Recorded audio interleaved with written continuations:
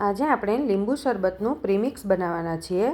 આ પ્રીમિક્સ તમે એકવાર બનાવી લો એટલે ફટાફટ લીંબુ શરબત આપણો તૈયાર થઈ જાય છે અને લીંબુ શરબતનું પ્રીમિક્સ તમે 1 મહિના સુધી સ્ટોર પણ કરી શકો છો।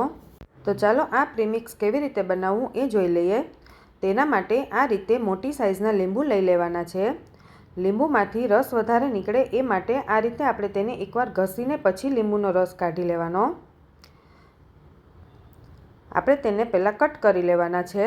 આ રીતે બધા લીંબુ કટ કરી લઈએ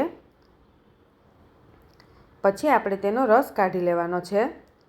રસ કાઢ્યા પછી જે લીંબુની છાલ વધે એ આપણે ફેંકી નથી દેવાની। લીંબુની છાલની રેસીપી હું પછી આગળ તમારી સાથે શેર કરીશ। હવે રસ નીકળી ગયા પછી આપણે તેને એકવાર ગાળી લેવાનો છે। આ રીતે આપણે તેને ગાળી લઈએ। હવે આપણે જે લીંબુનો રસ કાઢ્યો છે તેના માપ પ્રમાણે શરબતનું પ્રીમિક્સ બનાવવાનું છે। તો તેનો માપ કરીએ તો આપણે 1/4 કપ લીંબુનો રસ થાય છે અને તેના ઉપર 1 ચમચી જેટલું છે। તો હવે આ રસ આપણે કોઈપણ એક થાળીમાં લઈ લઈએ। લીંબુ શરબતનું પ્રીમિક્સ બનાવવા માટે આ રીતે પોળું વાસણ હોય એવું જ લેવાનું।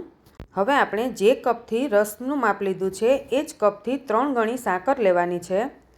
તમે અહીંયા સાકરની બદલે ખાંડ પણ લઈ શકો છો। મેં અહીંયા ધાગા મિશ્રી લીધી છે। હવે આ રીતે આપણે તેને લીંબુના રસમાં ફેલાવી દઈએ। આ રસને આપણે 2 થી 3 દિવસ માટે ઘરમાં પંખા નીચે સૂકવવાનું છે। આને આપણે તડકામાં સૂકવવાનું નથી। તડકામાં સૂકવશો તો સાકર અથવા ખાંડની ચાસણી થઈ જશે અને લીંબુનો રસ પણ કડવો થઈ જશે। એટલે આપણે તેને ઘરમાં જ સૂકવવાનું છે। હવે 2 દિવસ પછી આ રીતે એકવાર તેને ઉખાડી લેવાનું છે। હજી આપણી સાકર થોડી ભીની છે એટલે એકવાર ઉખાડી લઈએ અને પછી તેને આપણે પાછી પોળી કરીને સૂકવી દેવાની છે। આ રીતે તેને પાછી ફેલાવી દઈએ અને પાછી 2 દિવસ સૂકવી દઈએ એટલે પ્રીમિક્સ આપણું 3 થી 4 દિવસમાં સરસ તૈયાર થઈ જશે। હવે 3 થી 4 દિવસ પછી જોઈએ તો સાકર આપણી એકદમ સરસ સુકાઈ ગઈ છે। તો એકવાર તેને આ રીતે આપણે થાળીમાંથી ઉખાડી લઈએ અને પછી તેને આપણે મિક્સર જારમાં એડ કરી દઈએ। આ રીતે આપણે બધી સાકરને એડ કરી દેવાની છે। પછી તેમાં 1/4 ટીસ્પૂન જેટલું મીઠું એડ કર્યું છે મેં। તમે સંચળ પાવડર પણ એડ કરી શકો છો।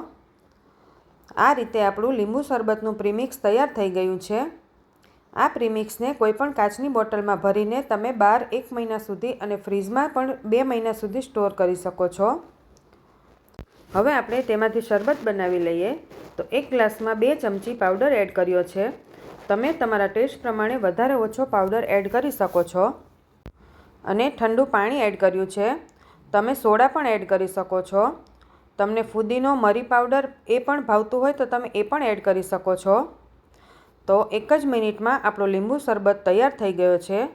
તો એકદમ સહેલો લીંબુ શરબતનો પાવડર તમે ઘરે બનાવીને રાખી દો એટલે ફટાફટ લીંબુ શરબત તૈયાર થઈ જાય છે। અત્યારે ઉનાળો આવે છે એટલે તમે પણ આ શરબતનું પ્રીમિક્સ ફટાફટ બનાવી લો।